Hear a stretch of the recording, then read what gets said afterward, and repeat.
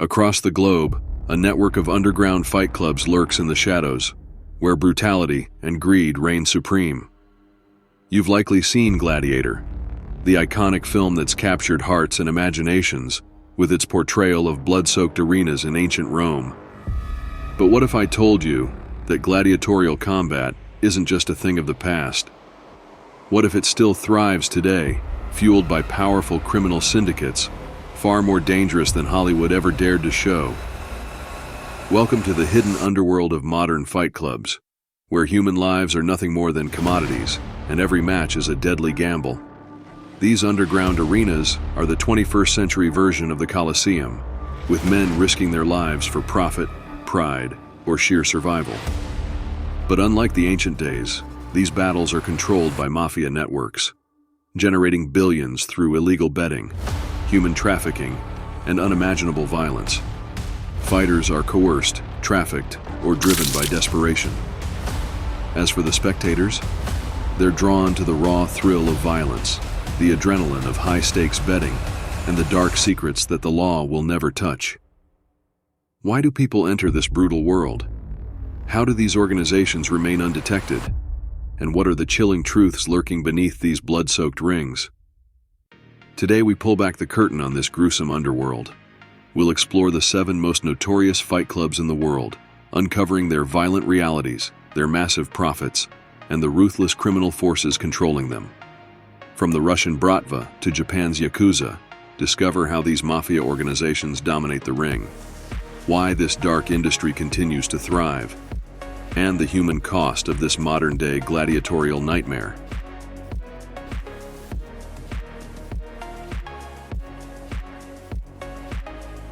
The Kumite is not just a legend from Bloodsport. It's a deadly reality that takes place in the shadows, far from the prying eyes of law enforcement.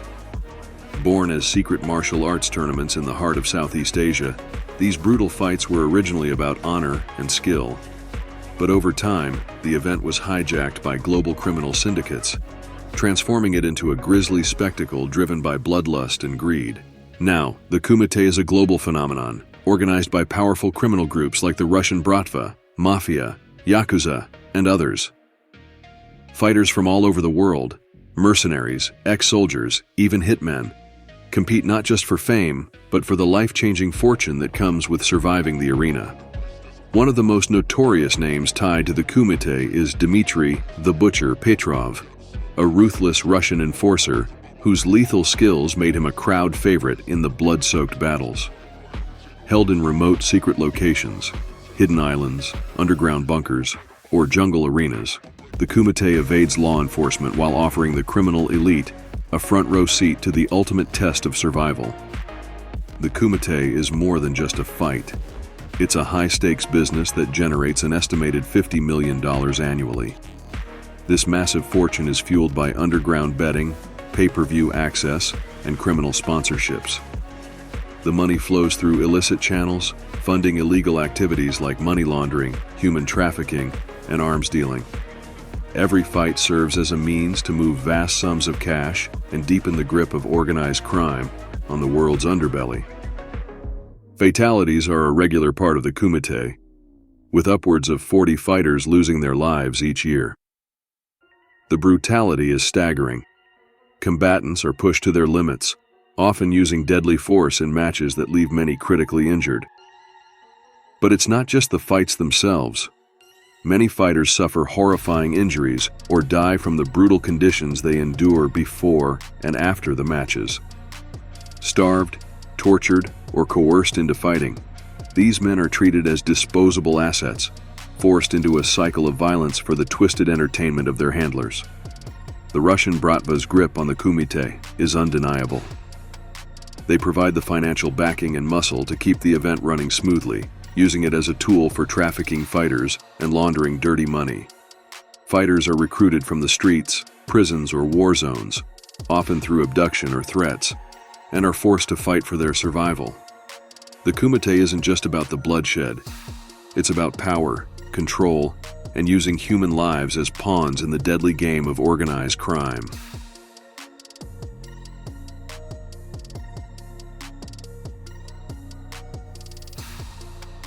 In Japan, two major forms of underground fighting have emerged: Budo fighting and the illicit K1 kickboxing tournaments.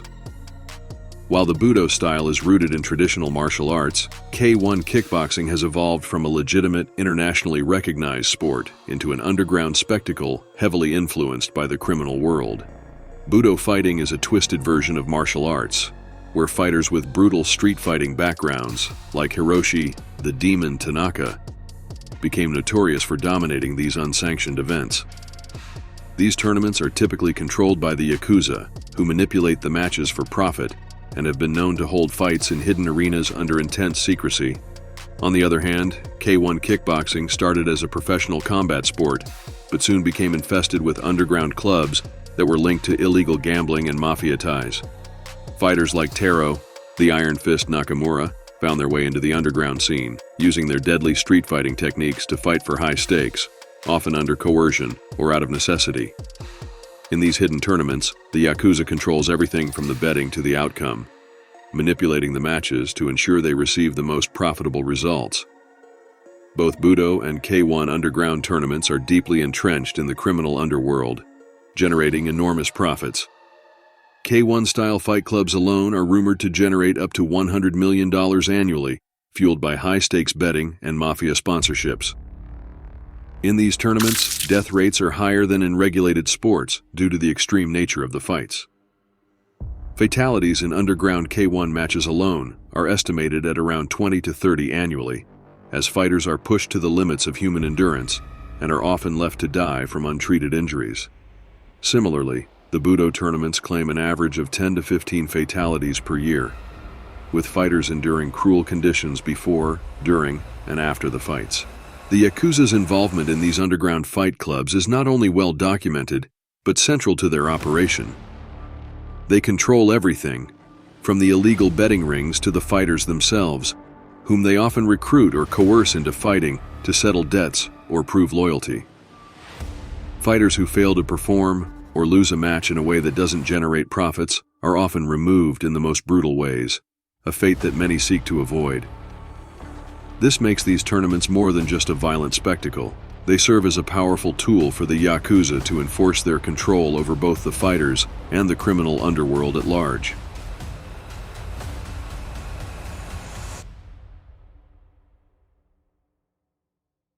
Hidden in the underbelly of London's criminal world lies one of the most brutal and notorious fight clubs, the underground arena known as the Pit. This dangerous venue serves as a proving ground for violent gangs and a tool for criminal enterprises to display their power.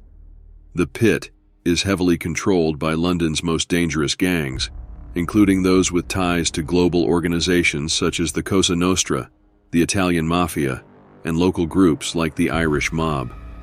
These gangs use the Fight Club as a place to manipulate individuals, assert dominance, and ensure loyalty. Fighters, often recruited from the streets or coerced into the arena, like Frankie the Warlord Sullivan, an enforcer with deep roots in Northern Ireland's criminal syndicates, are forced to compete to settle scores or repay debts. Unlike any other fight club, the Pit isn't just about raw violence. It's about making an example of those who fail to comply, reinforcing the grip these criminal organizations hold on their territories. Sullivan, known for his ruthlessness, gained infamy for his involvement in such a bloody arena, with many of his opponents meeting grisly ends in the ring. The Pit is a money-making machine for the criminal organizations that operate it. It's estimated that the illegal betting operations alone rake in upwards of $10 million per year, with some reports suggesting much higher numbers depending on the scale of the fights and the involvement of high-profile individuals. The events attract large numbers of spectators who place bets in cash, fueling the underground economy. In addition to the betting profits, these events are also used for money laundering, a common tactic employed by groups like the Cosa Nostra and other global crime syndicates. However, this violent spectacle doesn't come without its cost. The Pit has earned its reputation for a high death toll, with estimates suggesting that anywhere from 5 to 10 fighters lose their lives annually. These deaths are often the result of extreme injuries sustained in brutal, no-holds-barred matches. Fighters are often denied proper medical care, left to fend for themselves or succumb to their injuries in the unforgiving world of the underground. The Cosa Nostra's grip on the pit is strong. This shadowy network doesn't just use the arena for entertainment. They exploit it as a tool for control, fear, and manipulation.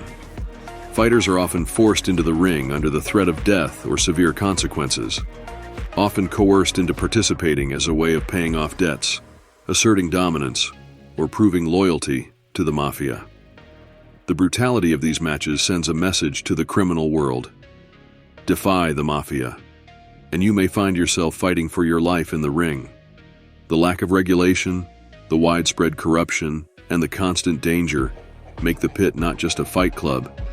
It's a symbol of how far the reach of organized crime extends. It's a microcosm of the violent, unpredictable world where power is maintained not by law, but by fear, violence, and manipulation.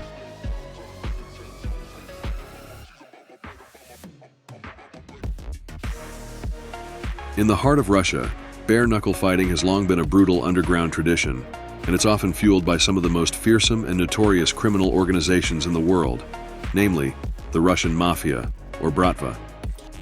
These fights, often organized in remote locations, are notorious for their savagery. Fighters are coerced, forced, or tricked into participating, with little regard for their well-being. One of the most infamous figures in this world is Viktor the Hammer Kuznetsov, an enforcer and professional fighter whose reputation for violence is legendary. A key figure within the Bratva, Kuznetsov was known for his deadly skills in the ring and his ability to enforce the mafia's will outside it. These bloodthirsty tournaments are more than just sport. They're a brutal mechanism for control, power, and fear.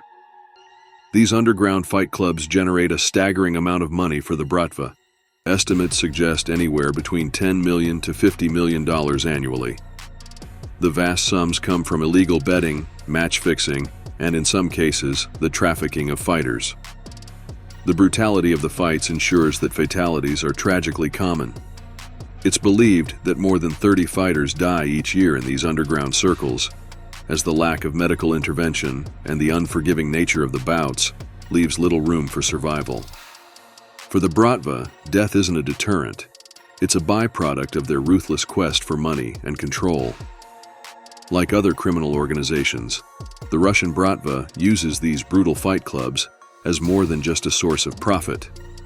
They are a key part of the mafia's broader agenda: money laundering, human trafficking, and cementing their dominance in both the criminal underworld and legitimate enterprises.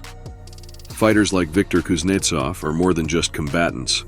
They're tools used to expand the Bratva's reach and intimidate rivals, ensuring that the organization's power remains unchallenged. These Bloodsport events are a testament to the depravity of the Bratva, where human lives are treated as expendable assets, used to maintain an iron grip on society.